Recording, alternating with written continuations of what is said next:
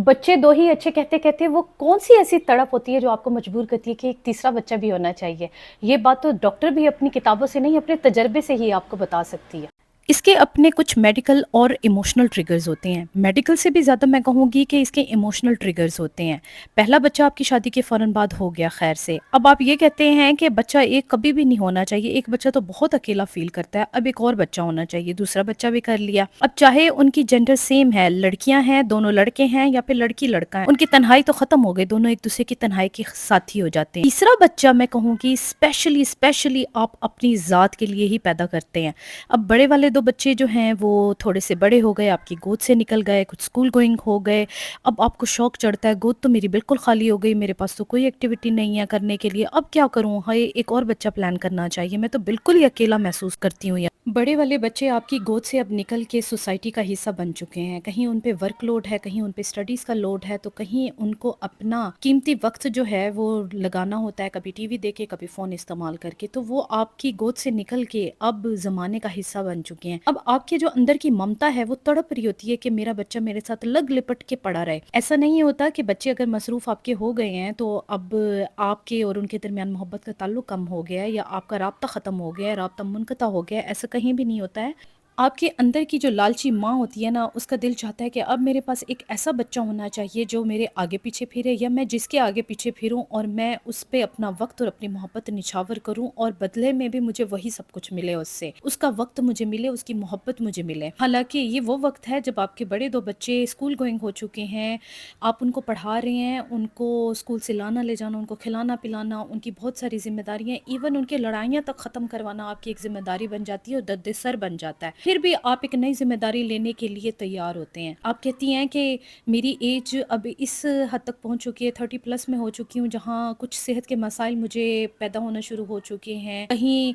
मुझे कमज़ोरी महसूस होती है, लेकिन कोई बात नहीं, मैं ताकत की गोलियाँ भी खा लूँगी और मैं पेन किलर्स भी खा लूँगी, लेकिन पर फिर भी मुझे एक और बच्चा पैदा करना ही करना है। और तो और इसका एक और इमोशनल ट्रिगर ये भी होता है कि अभी हालाँकि वो वक़्त नहीं आया, बच्चे बड़े नहीं हुए, दूसरे शहर में पढ़ने नहीं गए, कोई अपनी जॉब पे नहीं लगा, लेकिन आप अभी से ही सोचना शुरू कर देते हैं कि बड़े वाले बच्चे अब अगर दूसरे शहर चले गए, मैं तो बिल्कुल अकेली रह जाऊँगी, मैं तो बिल्कुल अकेला रह जाऊँगा। तो हमारे पास एक ना एक बच्चा ऐसा होना चाहिए, जो पूरा वक़्त हमारे साथ गुज़ारे। हालाँकि आपको आने वाले वक़्त का तो पता नहीं है, ये वाला बच्चा जो इस वक़्त अभी आपकी बात नहीं सुनता और वो घर में राजा इंद्र बन के फिरता है और वो सबका लाडला है, वो अपनी मनमानियाँ करता है, तो क्या कल को वो वाला वक़्त नहीं आएगा जब वो कहेगा कि मुझे भी पढ़ने के लिए फलाँ जगह जाना है, मुझे जॉब करने के लिए फलाँ शहर में सेटल होना है। आपने अक्सर अपने आस-पास देखा होगा कि 2 लोग जिनके सर में अब सफ़ेद बाल थोड़ी हद तक आ चुके हैं और उनके चेहरे से भी अब लगना शुरू हो चुका है कि मियाँ जो है वो तकरीबन 40 की उम्र क्रॉस कर चुका है और बीवी जो है वो 35 की उम्र क्रॉस कर चुकी है और अब एक ही बच्चा उनके पास है और लोगों को ये महसूस होता है कि शायद इनकी शादी लेट हुई थी इसलिए बच्चे लेट हुए हैं। ये नहीं पता कि 2 बच्चे जो इस वक़्त उनकी गोद छोड़ चुके हैं, वो इस वक़्त घर में किसी न किसी अपनी एक्टिविटी में मशगूल हैं और अपना ये वाला छोटा खिलौना वो लेके जगह-जगह फिर रहे हैं। मैंने तो इस हद तक देखा और महसूस किया है कि जब आपका तीसरा बच्चा भी इवन स्कूल गोइंग एज में आता है, 3 सवा 3 साल की उम्र में आता है, आपको ये ख़्याल आता है कि अब तो इसका भी दाखिला होने लगा है स्कूल में, अब तो ये भी मुझे छोड़ के चला जाएगा, अब तो इसकी अपनी ज़िंदगी स्टार्ट हो जाएगी, अब तो इस पे बहुत सारी ज़िम्मेदारियाँ आने लगी हैं।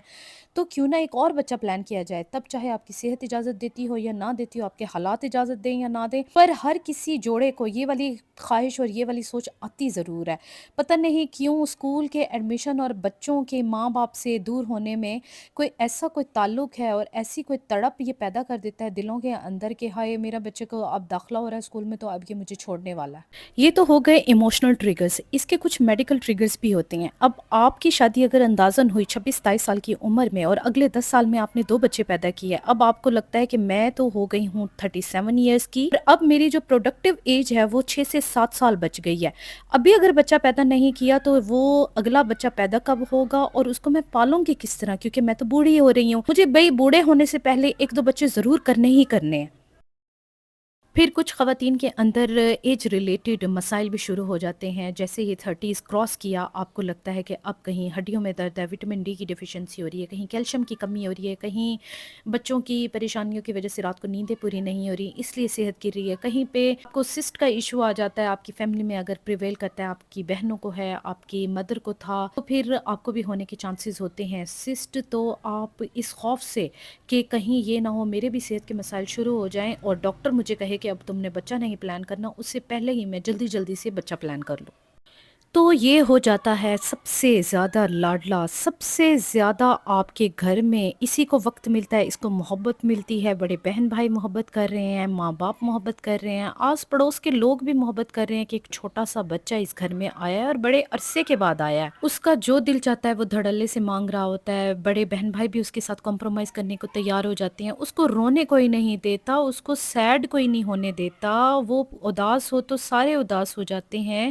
وہ خوش ہوتا ہے تو سارے کھلکھلا اٹھتے ہیں، پورے گھر کی توجہ ایک اسی بچے پہ ہو جاتی ہے، اور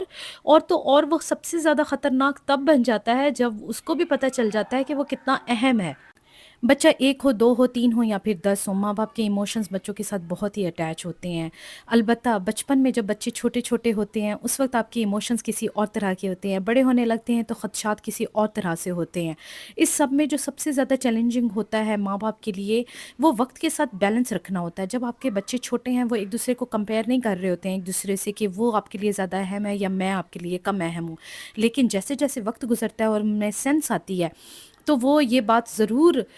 نوٹ کرتے ہیں کہ کیا میرے ماں باپ کا جھکاؤ کہیں کسی ایک بچے کی طرف تو نہیں ہے، تو یہ ہمیشہ خیال رکھنا بہت ضروری ہوتا ہے کہ ماں باپ بچوں کے ساتھ کوئی زیادتی نہ کریں اور ان میں درمیان میں کوئی فرق نہ کریں۔